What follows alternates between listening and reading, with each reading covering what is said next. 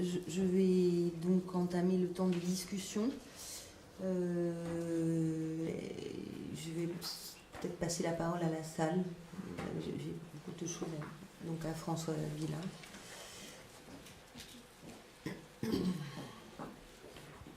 Je vais profiter d'un lapsus que tu as fait, Antonine, sur la thèse, parce que tu as dit articulation au lieu d'anticipation sur la thèse de votre collègue de l'IHPST.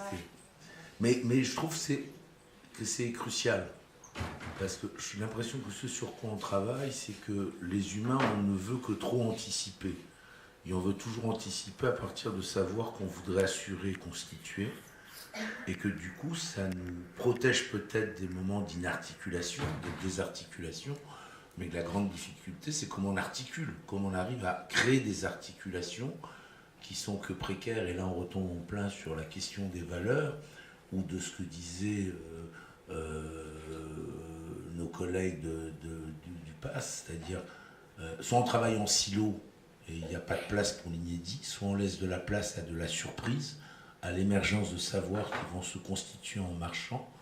Je dis ça parce que sinon, je trouve que c'est difficile, dans les 4 séries d'exposés qu'on a eu ce matin, d'engager la discussion, parce qu'ils sont très divers, si ce n'est que je trouve que là où il n'y a pas de diversité, c'est la démarche du programme, c'est-à-dire comment déconstruire les savoirs constitués, comment mettre en abîme et comment ouvrir des pistes. Et c'est là où je trouvais que ton lapsus était fort intéressant, parce que c'est tout de même la grande question, c'est comment on construit le sens, comment on construit du sens qui n'est pas donné, qui est précaire et qui demande sans arrêt ces temps de négociation, de rencontre, de prise en considération du point de vue de l'autre. Et ça, je trouvais que ça apparaissait particulièrement remarquablement dans les 4 exposés. Merci.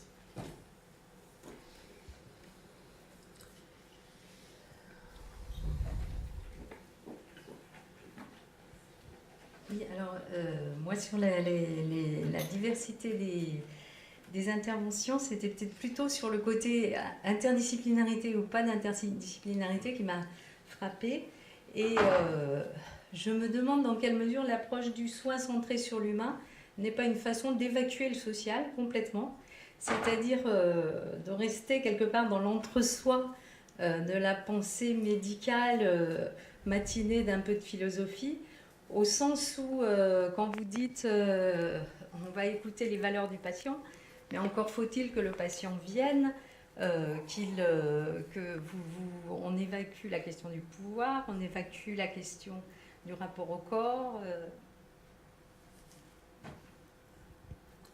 Alors, en fait, oui, les intervenants vont répondre aussi, du coup, comme c'est un peu technique. Merci pour la remarque. Alors, par manque de temps, je me suis un peu limité en évoquant les pratiques fondées sur les valeurs, à en présenter les fondements qui, en effet, sont pensés à partir de la décision proprement médicale. Mais en tout cas dans le champ de la santé mentale, qui est le domaine que je connais bien, aujourd'hui on sent bien que dans les pratiques sociales aussi, cette question de pratiques orientées par les valeurs, elle tend à se développer tout à fait explicitement dans le monde anglo-saxon, au point même aujourd'hui qu'il y a des pratiques qui se développent, y compris en France, qui revendiquent d'être exclusivement orientées par des valeurs et plus par un savoir. Je peux donner un exemple concret. Le Clubhouse, là, qui est souvent cité comme une pratique relativement exemplaire sur les approches visant à promouvoir le rétablissement des personnes accompagnées. Ils vont jusqu'à embaucher des professionnels qui n'ont pas de formation médicale ou de psycho, qui n'ont pas de connaissances théoriques sur la maladie dont souffrent les personnes qu'ils accompagnent, pour avoir une approche qui est essentiellement fondée sur effectivement une sensibilité éthique et politique. Donc c'est extrêmement concret. Donc, vous voyez, je trouve que c'est vrai que dans notre présentation, on n'a pas mis l'accent là-dessus. Un tout petit peu quand on parle quand même d'empowerment, ou dans les aspects dont Arnaud parlait sur le courant en champ de la santé mentale, sur la promotion du rétablissement, cette question des enjeux de changement de rapport de pouvoir, elle est extrêmement présente et pensée. Donc c'est vrai que dans notre exposé, on n'y a pas fait écho suffisamment, mais sur le terrain, enfin, et dans la théorisation de ces mouvements, je pense que c'est pas sous-estimé. Oui, en fait, je voulais juste rajouter, peut-être ça rejoint à votre question, je voulais poser la question concernant Acceptance and Commitment Therapy. C'est la thérapie cognitivo-comportementale, justement, et une des valeurs, c'est-à-dire une des axes sur lesquels on travaille en utilisant cette thérapie, c'est les valeurs, en fait. Donc, je voulais savoir en quelle mesure, en fait, cette values-based medicine s'agence avec les pratiques du terrain qui existent depuis au moins 20 ans aux États-Unis, qui sont utilisées en santé mentale, en fait.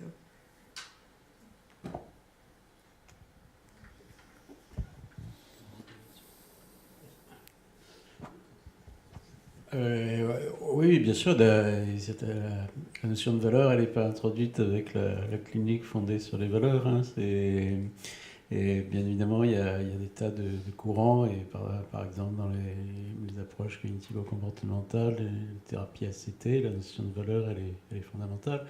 Et on aurait pu énumérer, j'ai juste indiqué quelques cadres conceptuels, il y en a beaucoup d'autres. Il ne s'agit absolument pas d'être exhaustif, ou précisément, il y a des... bon, et c'est un cadre qui peut proposer, et avant tout, des pratiques d'échange entre professionnels, justement, et avec les... Et alors, précisément, on va parler plutôt de personnes soignées plutôt que de patients, et donc c'est ces enjeux fondamentaux qui ont été évoqués d'une façon... La présentation du collectif PASS, c'est très, très passionnant pour moi, parce que c'est vraiment la mise en évidence de ces problèmes de valeur constante dans une pratique concrète. Et bon, il n'y a pas besoin d'un dispositif tel que la clinique fondée sur Yola, parce qu'il est déjà en pratique.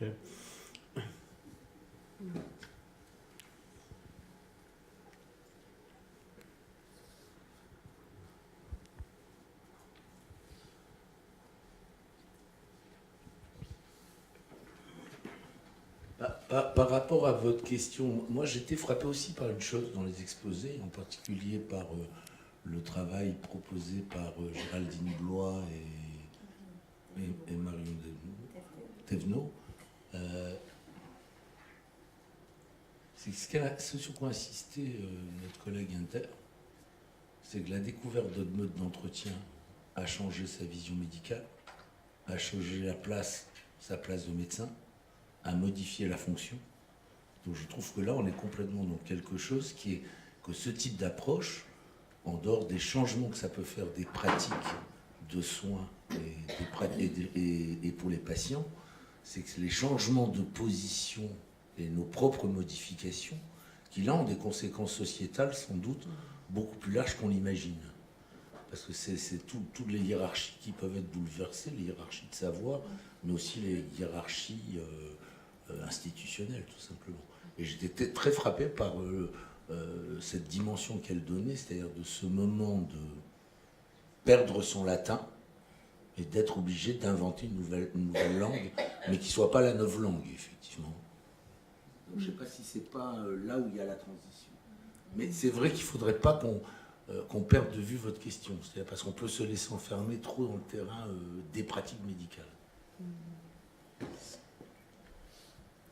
Peut-être juste pour compléter, sauf si vous voulez répondre, mais j'avais aussi envie de mettre un peu le projecteur sur une notion qui m'a semblé transversale dans les exposés là de ce matin, qui est vraiment la notion de temporalité. Alors à la fois de temporalité, mais aussi de temporalité qui serait du côté justement que tous les acteurs en jeu ce matin, qu'ils soient médecins, chercheurs, ou autre, il me semble qu'il y a quelque chose qui se passe toujours du côté de mettre de côté ces a priori théoriques, ou en tout cas mettre de côté tout son référentiel théorique, et un moment de suspension comme ça qui fait qu'on est confronté à en perdre son latin, à avoir accès à d'autres modalités de pensée, d'autres paradigmes en fait, et que ce moment de suspension et de demande du temps, parce qu'il demande aussi des réajustements et des modifications profondes du travailleur, mais aussi de la personne qui travaille, en tant que chercheur, médecin, etc. Et je trouvais que c'était vraiment une notion qu'on a pu repérer dans beaucoup d'exposés de ce matin, et que probablement, enfin moi il me semble que c'est là qu'est la graine de l'interdisciplinarité aussi. Donc je m'adresse à la fois à Géraldine Blois et Marion Thévenot, je m'adresse aux personnes qui ont présenté le dispositif du PASS. Quand vous parliez de travailler en interdisciplinarité, ça sous-entend quoi ? Parfois de se mettre soi-même en sourdine au risque de perdre pied ou son latin. Enfin voilà, je trouvais que c'était une notion que j'avais envie de rattraper comme ça. Mais dans les paradoxes, c'est qu'il faut à la fois faire ce que vous dites, c'est-à-dire se mettre en retrait, mais accepter parfois de se mettre un tout petit peu en scène, parce que ça fait partie de la relation, c'est d'être pour être un peu fraternel, il faut quelquefois un peu c'est très classique ces trucs, et ça fait partie aussi c'est classique, mais c'est pas facile, hein. C'est-à-dire que et surtout, je trouve que l'interdisciplinarité, on pourrait la définir comme ce que vous dites, c'est-à-dire se mettre en retrait, mais aussi parce qu'on se met en retrait, c'est aussi parce qu'on est très sûr de notre référentiel. Et que ce trajet-là, il nous permet toujours d'enrichir notre positionnement théorique tout en étant au contact sans cesse des positionnements qui nous font vaciller. Enfin, il y a une espèce de paradoxe comme ça, roboratif, je trouve. Voilà. Et peut-être... Géraldine Blois. J'ai pas de micro. Si. Oui, un tout petit élément de réponse. Hein. Évidemment, quand on voit ce calendrier des 3 ans, d'ailleurs, le point que j'ai pas eu le temps de développer, ni Marion, ça fait partie des choses qu'on a squeezées sur quand même les réactions de compréhension, d'intérêt, de désintérêt poli, voire moins poli, que les internes, plus que moi, les internes en première ligne, ont pu entendre de la part de leur chef de service, maître de stage, c'est quoi ce truc, quoi. Il n'y a pas de question de recherche, ça fait combien de temps que tu bosses là-dessus, à quoi ça ressemble, ma chérie, tu vas dans le mur, quoi. Enfin, et ça n'a aucun intérêt, tu ne t'intéresses même pas à des patients, quoi. Donc bon, il faut aussi faire attention à ne pas voir dans l'angle mort des bonnes volontés, des réflexions intelligentes qui sont développées ici, il y a des réactions d'incompréhension extraordinairement radicales, et la somme de travail plus la durée dans l'aventure qu'on a engagée, et ça rajoute une dimension d'insécurité. Il y a des stress institutionnels par rapport à la façon dont on travaille. Dans une université, il y a une commission thèse, donc il faut montrer patte blanche, montrer que ce qu'on fait, c'est bien conforme à certains attendus de la recherche en médecine générale. Une des internes de Paris Descartes s'est faite recaler quand elle a présenté devant sa commission de thèse, parce que le projet n'était pas... n'a pas répondu à des attentes a priori. C'est passé au second tour, mais bon, c'est des choses pertinentes, problématiques. Et jusqu'à aux premières thèses qui ont été soutenues en octobre dans le cadre de Prévert, à Paris Sud, les thèses sont relues et il y a un permis d'imprimer qui est délivré par une commission, et donc là avec des médecins qu'on ne connaissait pas, un mode d'affectation des mémoires aux médecins qui était pour nous totalement opaque. Et bon, donc ça s'est bien passé, mais le format de thèse requis, elles sont censées faire 30 pages, elles en font 150. Enfin, il y a tout ce décalage qu'il faut tenir pendant 3 ans de travail en se disant, mais même si nous, on arrive à être convaincus de la pertinence de ce qu'on fait et que c'est bien quelque chose qui nourrit la médecine générale, la réception institutionnelle et tous ces stress institutionnels, c'est des dimensions... très compliqué à gérer, alors même que Laurent Rigal est le directeur, le professeur qui dirige le département de médecine générale, donc il y a cette assise institutionnelle, il est directement membre du groupe, et donc ça devrait être une réassurance. Ça n'a pas totalement fonctionné jusqu'à ce que les premières thèses passent. Donc il y a quand même une dimension dans la persévérance qu'on leur a demandé qui est particulièrement redoutable. Et je voulais, si je peux encore, sans éviter de mobiliser quand même, mais ce travail de perdre son latin, de se déplacer, etc., bon, il, elle, enfin c'est une grande majorité de filles, ça fait aussi partie du sujet dans les internes que nous drainons sur ce type de projet. Les hommes sont extrêmement minoritaires. Ce travail n'est jamais fait une fois pour toutes, c'est-à-dire que de façon assez spectaculaire, quand ils et elles se mettent à la rédaction, ben, tout ce qu'on a refoulé revient dans la rédaction. Il y a vraiment, on se raccroche aux branches et on repart sur une normativité médicale, la façon de parler. Les patients, il y a des verbes qui arrivent devant l'introduction des verbatims. Le patient avoue, le patient reconnaît, le patient est redevenu en faute par rapport à tout ce qu'elles ont compris et qu'elles ont démonté pendant leur travail, qui revient au moment de la rédaction.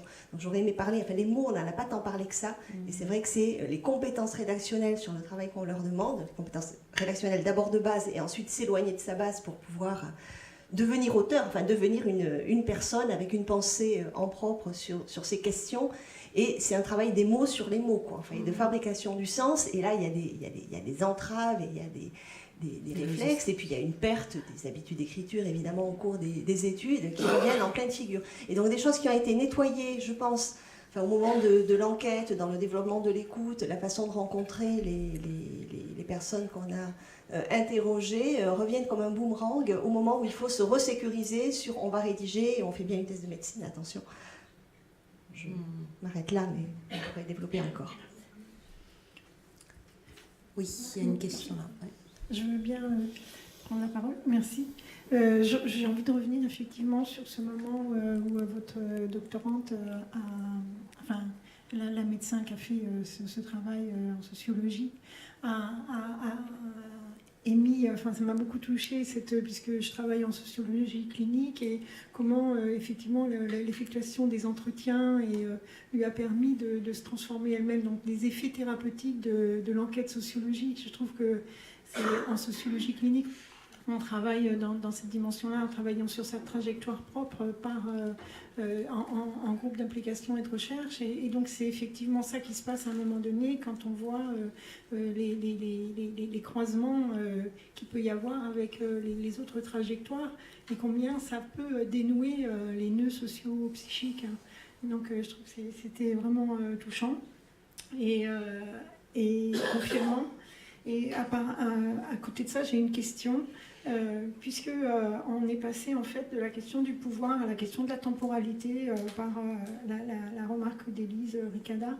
Ça m'amène sur la notion de référentiel dont vous avez parlé, de la référence génomique, qui est un croisement de 4 génomes de caucasiens. Et donc, je me suis dit, est-ce que effectivement c'est le caucasien, c'est l'homme au pouvoir? Est-ce qu'il n'y a pas eu des possibilités des gens qui ont émis des idées sur le fait de prendre, au lieu d'être une référence du pouvoir, de prendre une référence de type paléoanthropologique, et par exemple de prendre un génome éthiopien dans l'histoire des déplacements des populations de l'humanité, pour pouvoir avoir un référentiel génomique? Est-ce qu'il y a eu un esprit critique, une discussion autour de cette... Vous nous l'avez présenté comme quelque chose de problématique, malgré tout. Et donc, est-ce qu'il y a eu discussion autour de ça? Est-ce qu'il y a déjà des débats autour du fait que, effectivement, quand on va présenter un test, donc, comme vous dites, au serveur, la référence, comme le maître est un... Enfin, je veux dire, c'est quelque chose qui va s'installer dans l'histoire après pour l'avenir. Est-ce que ça a été discuté? Justement, c'est ce qui était très intéressant dans les différents exposés que nous a fait Christophe Arnoux et les autres associés de l'Institut Génome Humain, c'est le fait que c'était au début aussi une raison pragmatique qui avait fait que c'était simplement 4 hommes blancs nord-américains qui étaient à l'origine du génome de référence. C'est simplement parce que c'était les gens qui étaient là, et les gens qui étaient là à l'Institut américain sur le génome humain, c'est des hommes blancs, caucasiens. Et donc, au départ, c'est simplement une raison pratique Et toute la problématique aujourd'hui de l'Institut américain sur le génome humain est d'essayer de montrer finalement que cette référence première est justifiée en allant voir d'autres types de populations. Donc là, tous les travaux qui développent visent à aller examiner des populations diversifiées, des populations plus grandes, et essayer de comparer par rapport à ce premier génome de référence pour finalement peut-être confirmer, enfin on peut penser que le présupposé initial est celui-là, ou éventuellement infirmer le fait que ça correspond bien à un génome de référence quelconque, plutôt qu'à un génome de référence caucasien type. Donc là,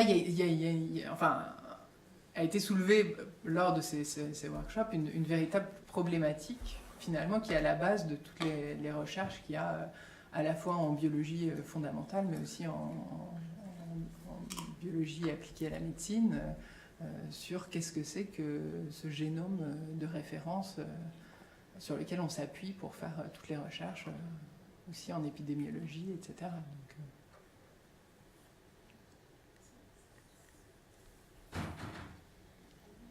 il y a une question.